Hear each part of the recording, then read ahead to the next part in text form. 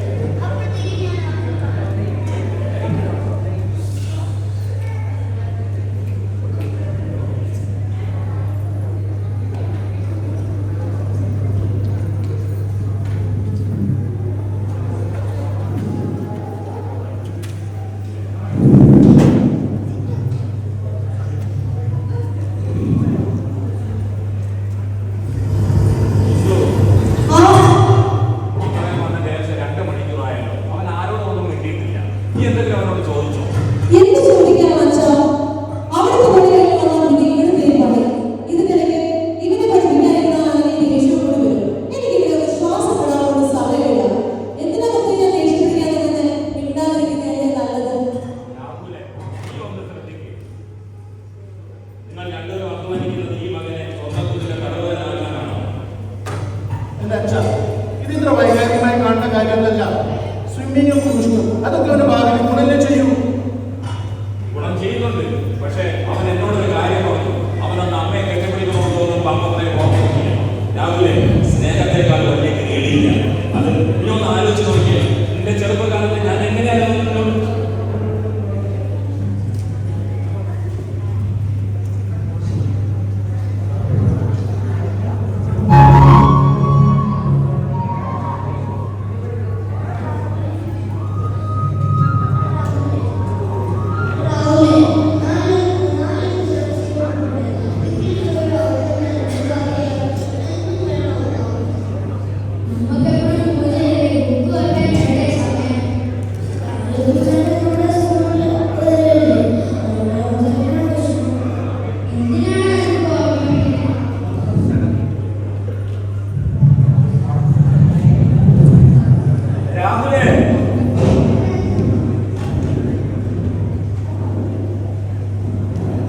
രാഹുലെ, ഈ പൂജ അവധിക്ക് ഇങ്ങനെ കളിച്ച് നടന്നാൽ മതിയോ? എന്തെങ്കിലും കഴിക്കട്ടെ മോനെ.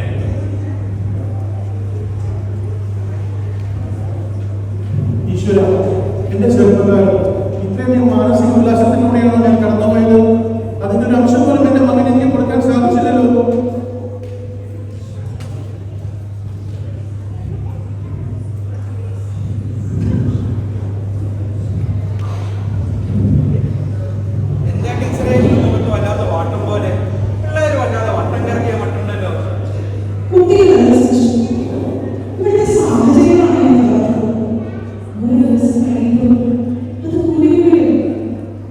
നിന്റെ ഈ സ്വഭാവം എനിക്ക്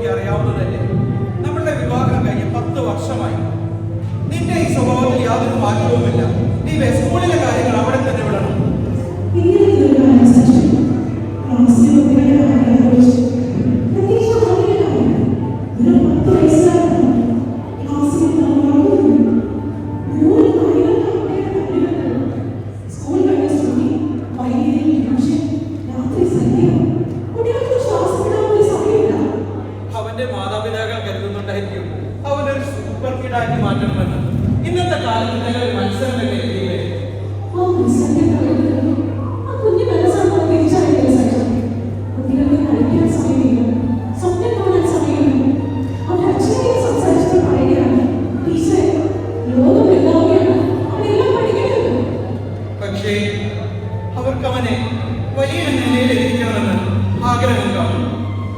നീ ഒന്ന് ആലോചിച്ച് നോക്കിക്കേ, നമുക്കൊരു കുഞ്ഞുണ്ടായിരുന്നെങ്കിൽ നമ്മൾ ഇങ്ങനെ തന്നെ ആവുമായിരുന്നില്ലേ? 10 വർഷമായി നമ്മുടെ ആരോഗ്യം നിലനിർത്തുന്ന ശേഷം ഓരോ ചികിത്സയും ഓരോ പ്രാർത്ഥനയും കഴിയുമ്പോഴും ഉള്ളിലെ ശബ്ദം കൂടുകയാണ്. ചിലപ്പോൾ തോന്നുന്നു ആരുടെയും ഉള്ളിൽ കുട്ടികളെ സങ്കടപ്പെട്ടായിരിക്കും. സാരമില്ല, നമുക്ക് കുട്ടികളില്ലാത്ത ഒരു കുറവായി കാണേണ്ടതില്ല. നമുക്ക് ചുറ്റിനും ചുറ്റും ഓരോ ദിവസവും നൂറുകണക്കിന് മക്കളെ വരുന്നത്. അവരെ സ്വന്തം മക്കളായി കാണാൻ, അവർക്ക് വേണ്ടി സംസാരിക്കാൻ നിനക്ക് കഴിയുന്നുണ്ടല്ലേ? പക്ഷെ സഞ്ജു ആരുടെ മാതാപിതാക്കളെ ബുദ്ധിമുട്ട് അവരെ വിഷയമാക്കി മാറ്റിയെടുക്കുകയാണ്. കരിയാത്ത വായും കളിക്കാത്ത കുട്ടിക്കാരും അയാൾക്ക് പിന്നെ ഒന്നും തിരിച്ചിട്ടില്ല. സാരമില്ല, നാളെ നീ അവന്റെ അമ്മയെ വിളിച്ച് സംസാരിക്കാം. നിന്നെ ടെൻഷനൊക്കെ വിട്ടെ, നമുക്കൊരു കാപ്പി കുടിച്ചാലോ? നിന്റെ വിഷമമൊക്കെ മാറട്ടെ.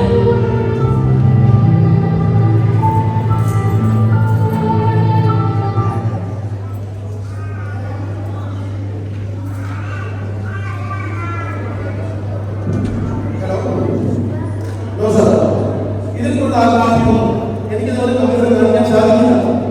നിങ്ങൾക്ക് വേണ്ടി സമയം കണ്ടെത്തി ഇപ്പോൾ ഒരു നിമിഷം പോലും എനിക്ക് എന്റെ മകനോട് സംസാരിക്കാൻ സാധിക്കുന്നില്ല. ഇതിനെ നിങ്ങൾ എന്നെ വിളിക്കരുത്. എനിക്ക് എന്റെ മകന്റെ കൂടെ സമയം ചെലവഴിക്കും.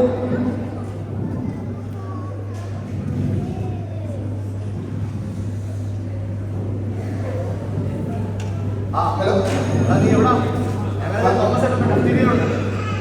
എടാ ആശി, ഞാൻ വരുന്നു. ഓക്കെ, പെട്ടെന്ന് വാ. തോമസ് ചേട്ടാ, ആശി, എടാ ചായ പറഞ്ഞു. ചായ എടാ, ഞാൻ ആകെ പ്രശ്നത്തിലാണ്. ഇന്നലെ അച്ഛൻ ആദ്യത്തെ കാര്യം എൻ്റെ അടുത്ത് കൂടെ പറഞ്ഞു പ്രതീക്ഷിച്ചു. എടാ, ഇത്ര ചെറുപ്പത്തിൽ തന്നെ നമുക്ക് ഇത്രയധികം മാനസിക വിഷമത്തിലൂടെയാണ് ഞാൻ കടക്കുന്നത്. അതുകൊണ്ട് ആലോചിച്ചു, എനിക്ക് ആദ്യം തലം വരുന്നതാ. എന്റെ മകൻ 5ാം ക്ലാസ്സിലല്ലേ? എന്റെ മോൾ 7ാം ക്ലാസ്സിലായിരുന്നു. ഇപ്പൊ തന്നെ അവൾക്ക് ഒന്നിന് സമയം.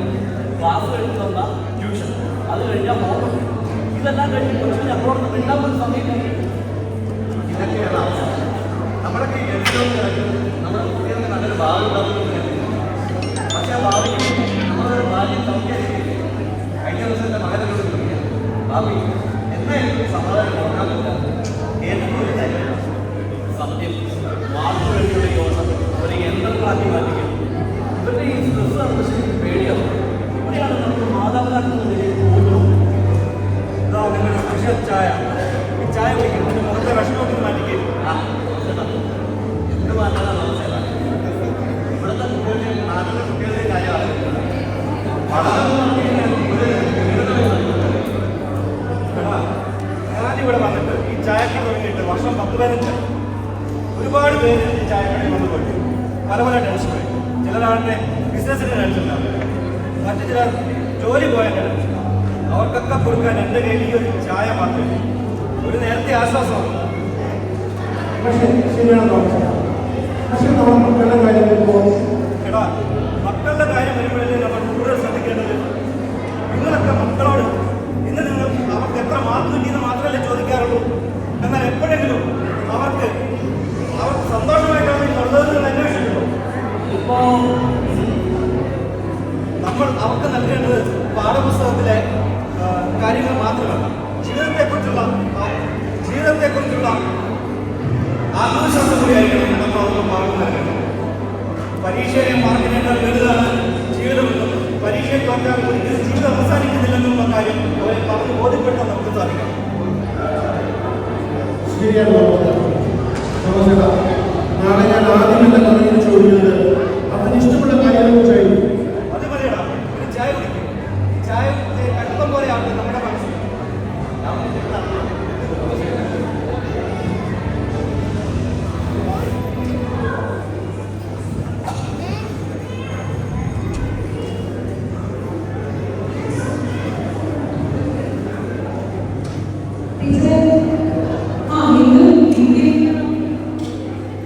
ഇന്ന് ഞാൻ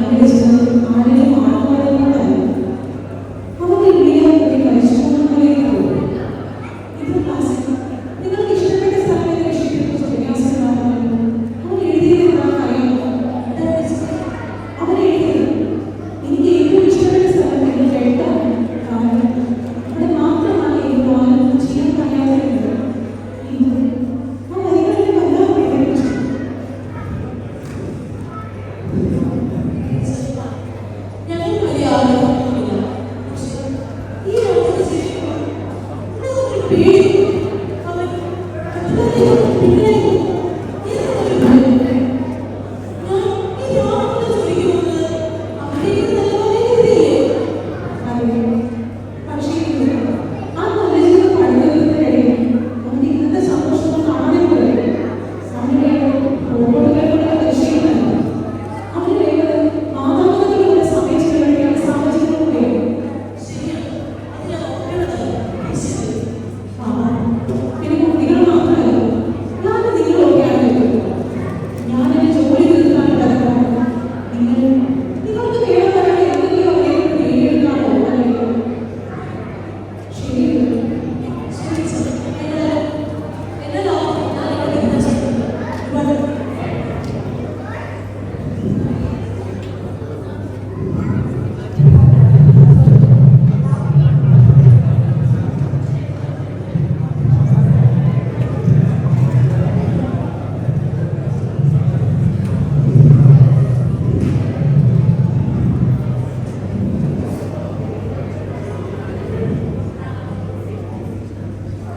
എന്തു ശ്രദ്ധിച്ചോ? അവൻ നമ്മളോട് കളിച്ച് ചിരിച്ചിട്ടുണ്ട്. എത്ര നാളായത്? ഞാനും അങ്ങനെ ആലോചിക്കുകയായിരുന്നു. രാവിലെ 5:30 തോന്നുന്നതാണ് അവന്റെ ഓട്ടം. രാവിലെ എഴുന്നേൽക്കാൻ സ്കൂള്, അത് കഴിഞ്ഞ് ട്യൂഷൻ, പിന്നെ മ്യൂസിക്, സ്വിമ്മിങ്, ഇതെല്ലാം കഴിഞ്ഞ് തിരിച്ചു വന്നാലാവട്ടെ 9. നമ്മൾ വിചാരിച്ചത് അവൻ എല്ലാത്തിനും ഓളാവണമെന്നാണ്. പക്ഷേ ഓരോ നിമിഷം കഴിയുമ്പോഴും അവനെ കളിച്ചിരികൾ കുസൃതികൾ അതില്ലാതാവുന്നത് നമ്മൾ കണ്ടില്ലെന്ന് വിളിച്ചു. ശരിയാണ്. നമ്മൾ മറ്റുള്ളവരുടെ മുമ്പിൽ നമ്മുടെ അഭിമാനം ഒന്നിച്ചു പിടിക്കാനായി അവനൊരു യന്ത്രമാക്കി മാറ്റി. പഠനം എന്നുള്ളത് ഒരു റാങ്കിടിക്കാനുള്ള കാര്യം മാത്രമാണെന്ന് നമ്മൾ അവനെ വിശ്വസിപ്പിച്ചു. അതിനുവേണ്ടി അവന്റെ നല്ല കുട്ടിക്കാലം സത്യത്തിൽ അതാണ് നമ്മൾ ഇല്ലാതാക്കുന്നത്. ഇനി അവൻ നമ്മളെ ഒന്നിനും നിർബന്ധിക്കുന്നില്ല. അവന്റെ ഇഷ്ടമുള്ളവരെ മനസ്സിലാക്കി. തീർച്ചയായും ഈ അനാവശ്യ കാര്യങ്ങളിലൊന്നും എന്തുകൊണ്ട് നമുക്കവരെ ഒഴിവാക്കിക്കൂടാ? പഠനം എന്നുള്ളത് അറിവ് നേടാനുള്ളതാണെന്നും അതൊരു മത്സരമല്ലെന്നും നമുക്കവനെ പറഞ്ഞു ബോധിപ്പിക്കണം. അവന് നാളെ മുതൽ അവന് ഇഷ്ടമുള്ള കാര്യങ്ങൾ മാത്രം നമുക്കവനെ പിന്തുണയ്ക്കാം.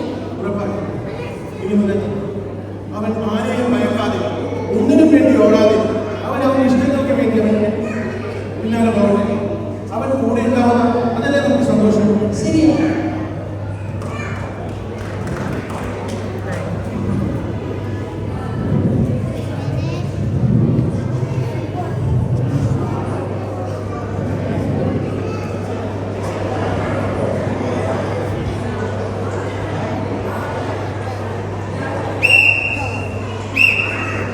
ആര്യൻ, എന്താ ഇങ്ങനെ ഇരിക്കുന്നെ? ഇങ്ങനെ ലേസിയായിട്ടൊക്കെ come on, do your warm-up dance. Come on, come on.